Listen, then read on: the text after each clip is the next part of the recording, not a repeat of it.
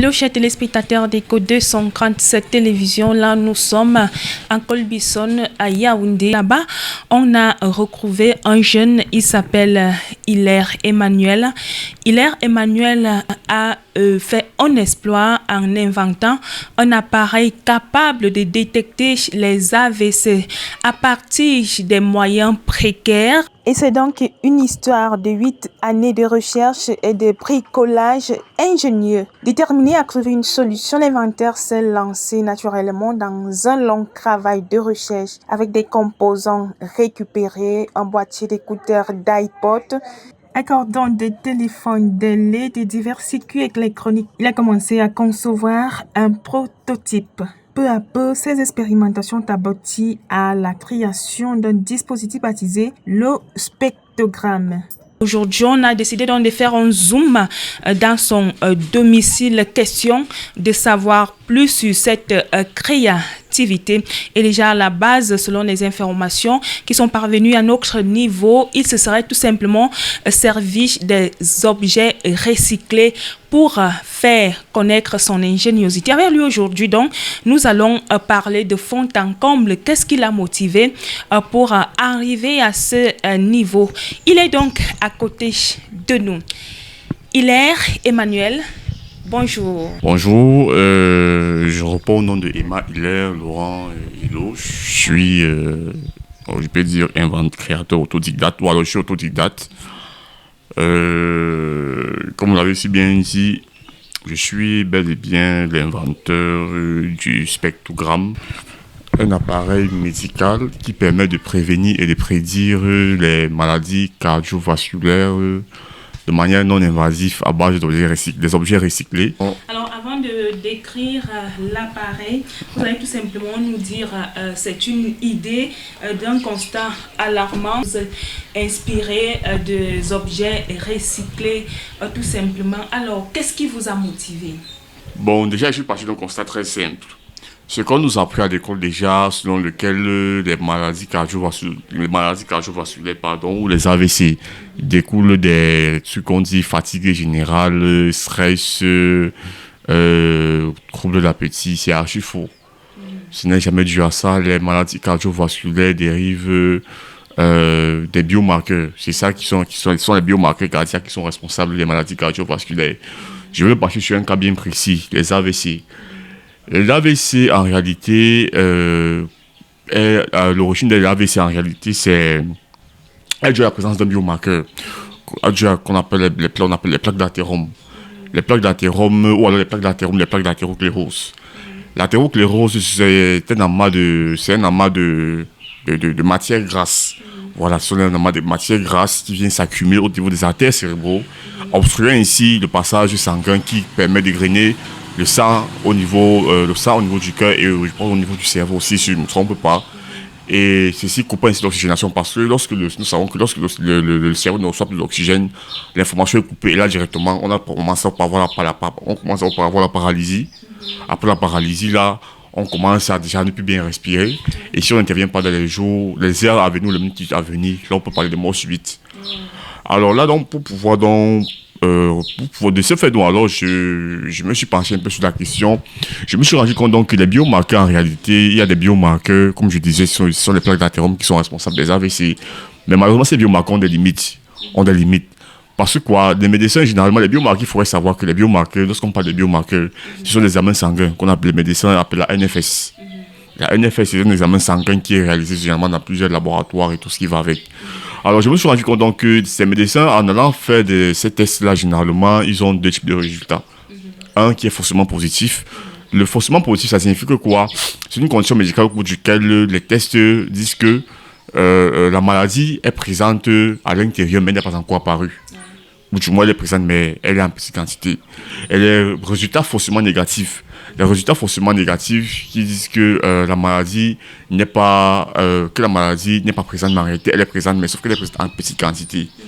Maintenant, donc, pour pouvoir donc, détecter donc, cela, donc, alors, les médecins, généralement, qu'est-ce qu'ils font? Ils font un prélèvement sanguin. Ils vont dans un premier laboratoire. Ils ont ces deux résultats. Ils vont dans un deuxième laboratoire, troisième laboratoire. Maintenant, c'est le ramassis de ces examens ici, donc, alors, Et maintenant, pour pouvoir, avant de passer au ramassis, maintenant, ce sont les tests. Surtout lorsqu'on sait qu'au Cameroun, ces procédures coûtent énormément cher. Avant cela, donc, alors, les médecins, qu'est-ce qu'il faut en parallèle?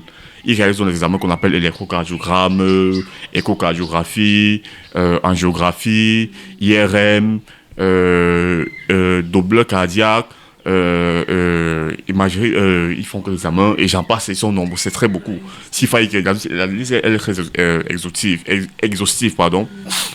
C'est le ramassis de tous ces examens, donc ce sont donc le ramassis de tous ces examens alors, qui, lorsqu'on assemble, nous avoisinons les 600, 700 000 francs, 800, si on va même plus loin, nous en achons dans les millions. Les millions.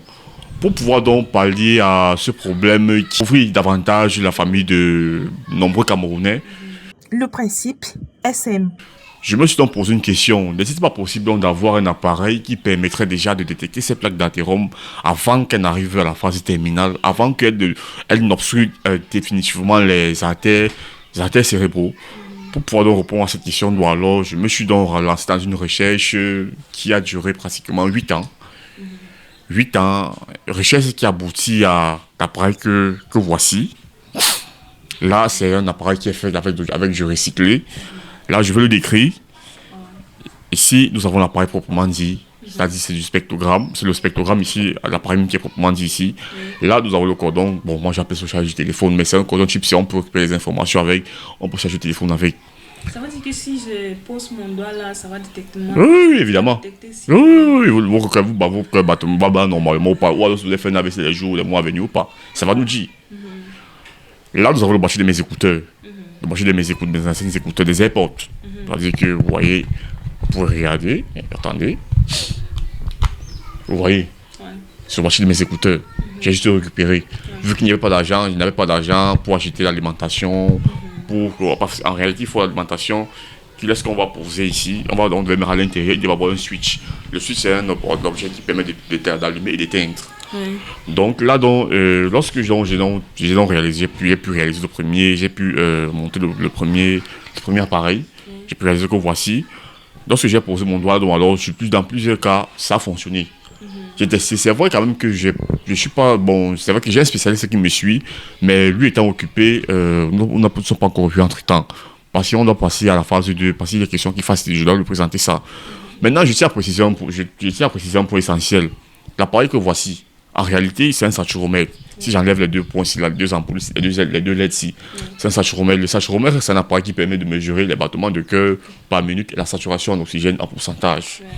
Maintenant, donc, pour faire la différence avec ce qui existe déjà, avec ce saturomètre en question, n'est-ce pas? J'ai donc eu l'idée alors de concevoir donc, un appareil qui permettrait de sortir, d'ajouter ces deux LED, voilà. D'ajouter ces deux LED. En fait, les LED, c'est les petites ampoules mais en jargon électronique sont les LED. Ce sont les LED. Donc, lorsque je vais donc poser mon doigt sur ce capteur, n'est-ce pas, ça va afficher mes battements de cœur par minute et ma saturation d'oxygène. L'ampoule verte ici, ça peut dire que quoi? Mon cœur bat normalement, je n'ai pas de problème. Par contre, la rouge ici, c'est pour dire que quoi? Il y a des plaques d'athérome dans mes artères. Il y a des plaques d'athérome, ou alors des plaques d'athéroclérose dans mes artères cérébraux. Et que si on n'intervient pas, par exemple, dans les jours ou des mois à venir, je cours un AVC ou alors un infarctus, ou alors j'essaie même de faire une mort subite, mais pas encore y est. Bon, sans tarder, je vais donc passer au test même proprement dit. Oui, justement, c'est ce que nous attendons. Voilà. Donc, là, regardez, je teste. Regardez, vous pouvez soulever. Je peux arrêter là? Non, arrêtez le micro plutôt. Voilà. Le micro plutôt. Donc, là, j'ai regardé, je teste, vous voyez un peu. Je teste. Ouais. Vous voyez, quand je vais poser mon doigt, si la vête s'allume. Il faut montrer à la caméra. Attendez. Regardez un peu. J'espère que le réseau ne va pas nous faire faux bon comme ça, fait l'habitude de faire. Attendez, voilà. Donc lorsque je vais poser mon doigt, si la vête ça rouge, la lumière, l'ampoule verte s'allume, ça veut dire que mon cœur bat normalement et qu'il n'y a pas de problème. Par contre, la rouge, c'est tout le contraire. Ça veut dire que la rouge, c'est pour dire que quoi? Ça veut dire que les plaques d'athérome ou les plaques d'athéroclérose dans mes artères. On y va. Regardez. Regardez. Attendez. Vous voyez, ça commence à compter. La vête s'est allumée. Oui, la lumière rouge, voilà. La vête s'est allumée. Ça veut dire que quoi? Mon cœur bat normalement et j'ai pas de problème. Voilà. Maintenant, il y a un facteur qui est à prendre en considération dans ce prototype, c'est que dans les cas, il y a les cas où vous pouvez poser votre doigt. n'est-ce pas? Ça commence à compter comme ça compte, là, après ça met le compteur à zéro. Quand ça met le compteur à zéro, ça veut dire que quoi, ça veut dire qu'il y a une arythmie silencieuse. Les arythmies silencieuses, c'est une phase où le cœur bat pas normalement, en fait. Où le cœur bat pas trop vite, pas lentement, pas vraiment normal aussi. Mais ça bat trop vite, ça bat trop, pas trop vite, pas trop lentement, mais ça n'a pas de symptômes, on va dire, perceptibles, voilà. Oui, donc ça a détecté ça. Maintenant, il y a aussi un facteur qui est aussi à prendre en compte, c'est que chez la femme, le cœur de la femme est différent de celui de l'homme. La femme, généralement, généralement, il y a beaucoup de paramètres qui entrent en jeu. Donc, notamment les hormones, la période féconde. Il y a aussi le fait qu'elle peut être enceinte. Il y a aussi le fait que, je peux dire ça comment, je peux dire le stress aussi entre aussi dans ce cas-là. Oui, donc du coup, ce qui fait que chez elle, chez la femme, ça va aussi entre 160, 110, on peut se croire pratiquement chaque fois à 120, 130, 140 combattements et saturation à 180, 190 par là. Voilà un peu de manière ramassée le but donc de mon invention. Alors, si vous continuez l'explication, ça s'utilise comment? Est-ce que c'est avec un réseau? Est-ce que c'est des piles? Est-ce que... Bon, déjà, ça fonctionne avec le réseau. Ça fonctionne avec le réseau et... Bon, en fait, le truc, c'est que ça ici, là, n'est-ce pas, c'est que ça fonctionne avec le réseau et ça capte pas vraiment le réseau ici. Bon, au 240 malheureusement, parce que ici, là, c'est un peu délicat. Comme c'est faire du recyclé et tout, il y a beaucoup de paramètres qui entrent en jeu là. Donc du coup, ça peut fonctionner par moment. Par moment, ça peut capter donc ça capte par moment, n'est-ce pas? Maintenant, donc, pour pouvoir, il y a le souci aussi des calibrages. Parce que j'ai testé ça sur une amie. Elle a eu un début d'AVC. On appelle ça AIT. En AVC ischémique transitoire. Lorsque j'ai testé sur elle, moi j'ai cru qu'elle était enceinte. J'ai testé ça, c'était aussi entre 120, 110, 120, 130. La saturation est aussi entre 140, 150, 160. Je lui ai posé la question, mais c'est comment moi tu es enceinte? Elle me dit que non. Puis je dis, ok, j'ai encore reconnecté, ça fait la même chose. C'est en me disant non, c'est là quand j'ai encore reconnecté qu'elle me dit qu'en réalité, elle a eu un début d'AVC. Après, le début d'AVC, ce qu'on appelle début d'AVC, c'est ce qu'on appelle en jargon médical, l'AIT. AVC ischémique, un accident, on appelle ça AVC ischémique transitoire. Parce qu'il y en a trois types. Et on a l'AVC ischémique, on a l'AVC hémorragie, et on a l'AVC ischémique transitoire. L'AVC ischémique, c'est ça qui est issu des plaques d'athérome et ou alors des thrombus. C'est-à-dire que les thrombus, là on parle des thrombos, c'est quoi? C'est la formation des caillots sanguins dans les artères cérébraux, dans les artères qui nous permettent de grainer le sang et l'oxygène vers le cœur et le cerveau. Il y a la formation des caillots sanguins qu'on appelle des thrombus. Thrombus qui vient du mot bloqué, du mot latin bloqué, qui signifie bloqué. Ce sont ces caillots sanguins qui viennent bloquer les artères, empêcher ainsi le sang d'arriver vers le cerveau. Bon, ça c'est le cas des AVC ischémiques. Maintenant, les AVC hémorragie, on a les AVC hémorragie, maintenant c'est dû à l'hypertension artérielle. L'hypertension artérielle, ça dit que quoi, les personnes hypertendues là. Parce que quoi, à un moment, le sang, qu'est-ce qui se passe? C'est que le sang, la vitesse du pompe du sang accélère dans les artères hémorragies. Dans le cas des AVC hémorragie, oui. Le sang, au niveau ça commence à pomper fort. Dans une vitesse c'est exponentielle, vous voyez un peu. Ça graine fort, ça pompe fort. À un moment, les artères vont se fatiguer, puis il y aura rupture au niveau du cerveau. Et là, directement, on aura des gouttes de sang dans le cerveau. Là, on parle des AVC hémorragie. Mais l'AVC ischémique transitoire, c'est un début d'AVC en fait. C'est-à-dire que ça ne suit pas son parcours normal. À mon niveau, ça va s'arrêter. Mais là, les plus chanceux, ça sort souvent. Bon, l'AVC ischémique est pas dangereux parce que vous pouvez vous récupérer facilement de vous-même. On n'a pas besoin de partir chez le kiné. Et pour renforcer, n'est-ce pas, la crédibilité scientifique du projet, Emma Hiller a cherché l'accompagnement d'un spécialiste. Aujourd'hui, l'inventeur camerounais de 29 ans souhaite franchir une nouvelle étape afin que ce spectrogramme puisse réellement bénéficier au plus grand nombre. Bonjour, est-ce qu'on peut dire que l'appareil est totalement prêt, c'est achevé? Est-ce qu'à votre niveau, vous n'aimeriez pas avoir un soutien pour passer à autre chose, autre étape par exemple? Bon, c'est parce que déjà, j'ai cherché à préciser un point. L'appareil n'est pas prêt. C'est encore en cours de conception. C'est encore en cours de conception. Je ne peux pas dire que j'ai terminé mon appareil.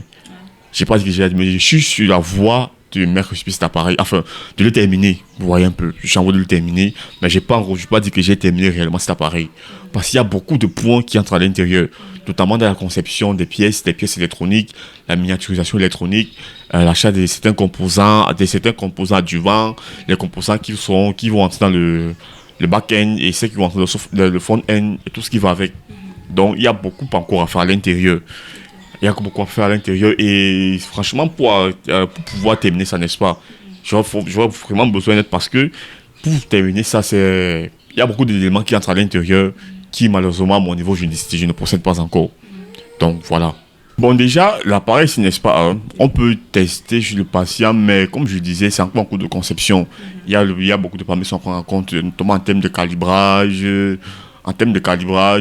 sur le plan du réseau, sur le plan de... On peut tester sur le patient. Moi, personnellement, j'ai testé ça sur un patient, mais qui n'était pas à l'hôpital, n'est-ce pas? Sur l'hôpital, on a testé, on a pris l'appareil qui avait été créé, n'est-ce pas? On a testé et les résultats étaient similaires. Vous voyez un peu.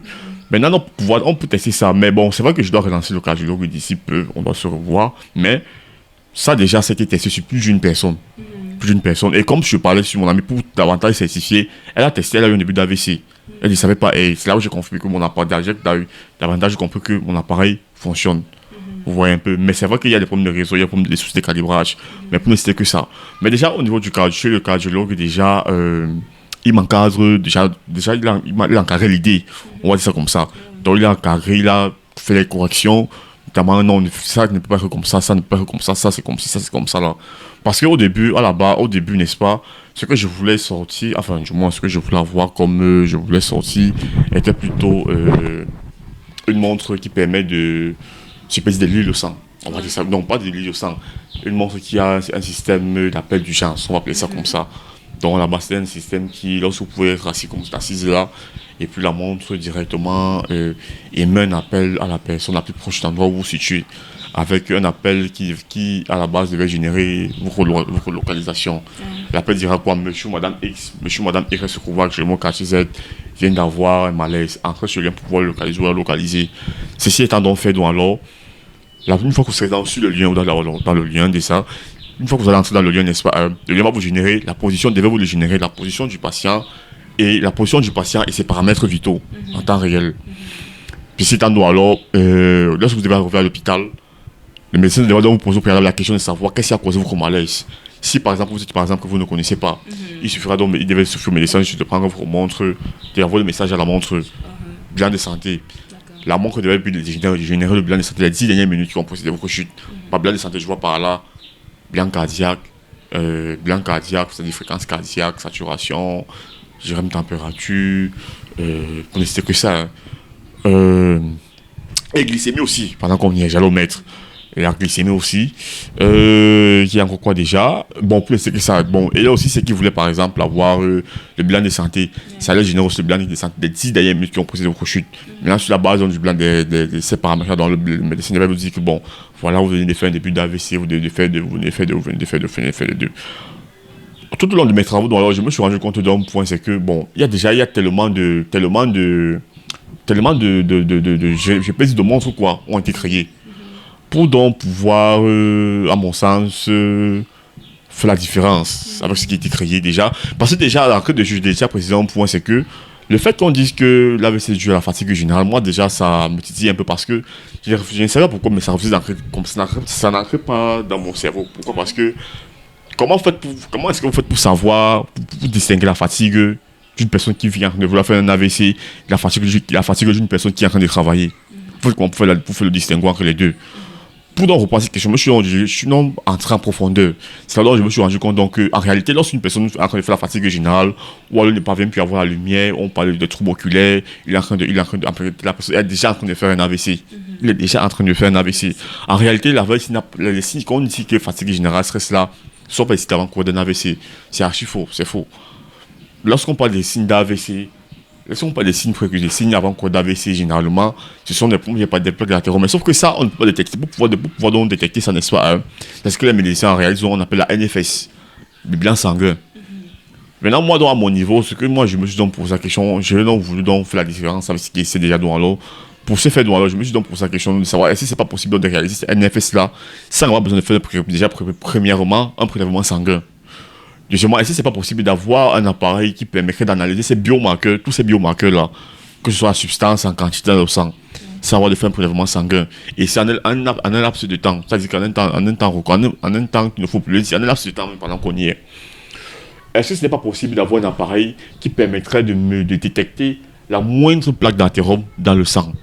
C'est-à-dire que quoi? Avant que la plaque d'athérome n'ait totalement obstrué les ailes, c'est-à-dire qu'avant que quand vous allez à l'hôpital, avant de partir réaliser quoi l'IRM, quoi l'écho-Doppler, quoi l'écho ceci, soit quoi ceci, un appareil qui permettrait de détecter directement, c'est-à-dire qu'avant, pendant qu'on fait des tests là, on dispose sur le doigt, et puis l'appareil a détecté les plaques d'athérome dans le sang, là dont le médecin pourra mettre en garde effectivement le patient en disant que toi, fais attention, tu vas faire un AVC, pourquoi? Parce que là, les plaques d'athérome ou les plaques d'athérosclérose dans le sang. Et c'est donc une invite aux entreprises technologiques, aux laboratoires, aux investisseurs et aux partenaires industriels, notamment à l'international, afin de transformer ce prototype artisanal en un dispositif médical fiable et accessible.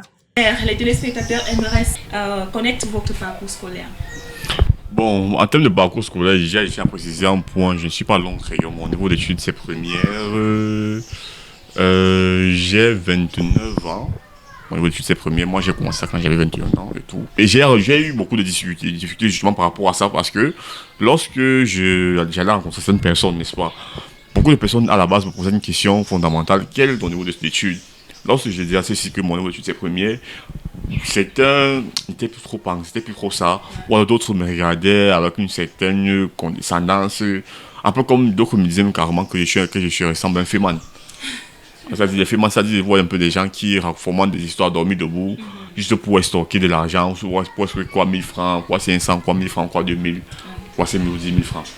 Oui. Donc, après ça, avant de pouvoir arriver à ça, j'ai en tout cas plusieurs portes dans certains services.